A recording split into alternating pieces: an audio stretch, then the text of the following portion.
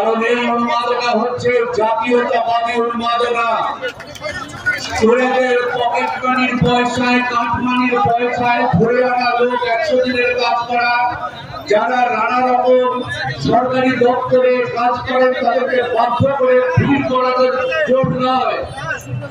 এখানে ইন্ডিয়া প্ল্যাটফর্মের বরিষ্ঠ নেতৃত্ব চৌধুরী ছাড়াও আমাদের এলাকার বামপন্থী নেতৃত্ব, কংগ্রেস নেতৃত্ব, তাপসদা আমার পূর্ব পরিচিত, তার কারণ তাপসদা এখানে থাকেন। আমার ছেলেবেলা সেখানে কেটেছে, সেই জন্য আমি ছোটবেলা থেকে ওনাকে চিনি। আমরা সবাই একত্রিত হয়েছি এমন একটা সময় মনে রাখতে হবে যখন আবার দেশটা বাঁচানোর প্রয়োজন পড়েছে। তার কারণ আপনারা এখানে যারা উপস্থিত আছেন, যারা স্কুলে গেছেন, অন্তত কলেজ ইউনিভার্সিটির কথা আমি বলছি না, তারা সবাই স্কুলে পড়েছে। একদিন বণিকের মানদণ্ড আমাদের কাছে রাজদণ্ড হিসেবে নেমে এসেছিল পলাশির প্রান্তরে। আজ সারা ভারতবর্ষ জুড়ে আবার একবার বণিকের মানদণ্ড রাজদণ্ড হয়ে নেমে আসছে বিজেপির নেতৃত্বে। বিজেপি ঠিক করেছে মাত্র 70 জন বড় লোক দেশে আরো বড় লোক হবে, আরো বড় লোক হবে। আর গরিব মধ্যবিত্ত মানুষ, শ্রমজীবী মানুষ, শ্রমজীবী শ্রমিক, অসংগঠিত ক্ষেত্রের মানুষ, তারা গরিব থেকে গরিব হবে, ঋণের বোঝায় জর্জরিত হবে। আর মাঝে মাঝে মাঝে তাদের প্রতি ওই 1000-1500 টাকা করে ছুঁড়ে দেওয়া হবে। এমন একটা পরিস্থিতি দেশে তৈরি হচ্ছে যে সময় স্বাধীনতা আন্দোলনের সময় থেকে শুরু করে দেশ ভাগ হয়েছে, বর্ণান্তর দেখেছে বাঙালি, জাতি দাঙ্গা দেখেছে, দেবাগার আন্দোলন দেখেছে, অপারেশন বর্ণা দেখেছে। তারা ভালো করে জানে যে দেশের প্রয়োজনে দেশের সবচেয়ে প্রিয় মানুষরা, শিক্ষিত মানুষরা বারবার রাস্তায় নেমেছে, কখনো কংগ্রেসের নেতৃত্বে, কখনো লাল ঝান্ডার নেতৃত্বে। কংগ্রেসের দীর্ঘ লড়াই সংগ্রামের ইতিহাস আছে, স্বাধীনতা সংগ্রামের আপনারা সবাই জানেন। সেটা আমাদের বামপন্থীদের আছে, আমরা গল্প করে বলতে পারি বাঙালিদের সম্পর্কে। সেলুলার জেলে যাবেন, 85% নাম বাঙালির নাম লেখা আছে ওই দেওয়ালে, অন্য কোনো যাবেন না। এখন ঠিক হয়েছে দিদি আর মোদী এমন একটা সরকার চালাবে, মিলেমিশে একাকার হয়ে যাবে, যেখানে শিক্ষিত যুবকরা চাকরির পরীক্ষায় পাশ করে 1000 দিনের উপরে গান্ধী মূর্তির পায়ের নিচে বসে থাকবে। আর দিদির নেত্রী এলাকায় এলাকায় গিয়ে 75 আর 25-এর হিসেব করাবেন, বলবে 25% রেখে দিয়ে 75% কালীঘাটে পৌঁছে দিতে হবে। এই রাজনৈতিক সংস্কৃতি আমরা ঘৃণা করি।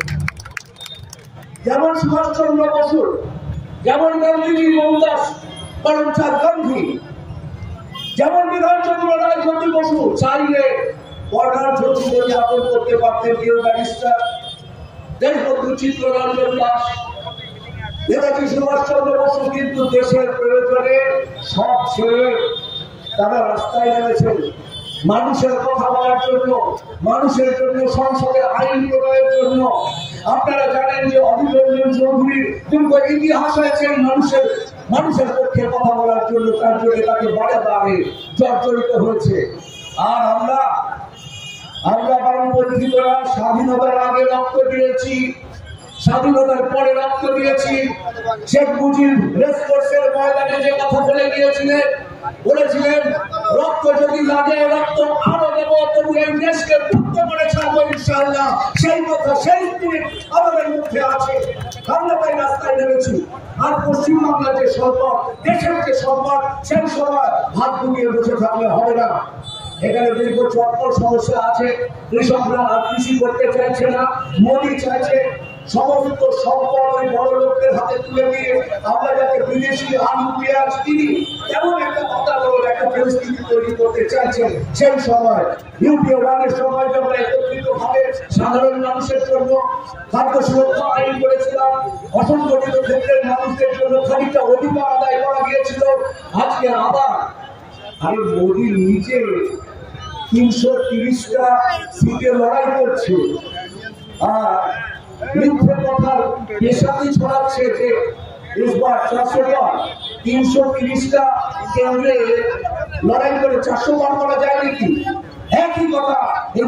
নরেন্দ্র মোদীর ক্ষেত্রে থাকে। তার কারণ এই দলগুলোর মিথ্যে বেসামি করার ছাড়া আর কোনো কাজ নেই। তাই মানুষ ধীরে ধীরে জানছে গণতন্ত্র প্রিয় মানুষ একত্রিত হচ্ছে কংগ্রেসের নেতৃত্বে, বামপন্থীদের নেতৃত্বে। ধীরে ধীরে এই দেশকে এই স্বাধীনতা আন্দোলনে আরেকবার আমাদের জয়ী হতে হবে, সেই শপথ নিতে হবে।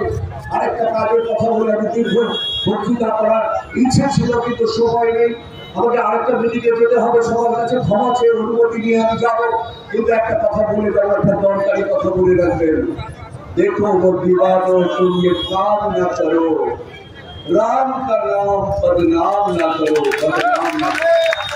মনে রাখবেন, কিছু মানুষ তাদের নিজেদের পকেট ভরানোর জন্য যে আত্মত্যাগী রাজনীতির ইতিহাস বামপন্থীদের আছে, কংগ্রেসীদের আছে, তার বাইরে থেকে পকেট ভরানোর রাজনীতি করতে এসেছে।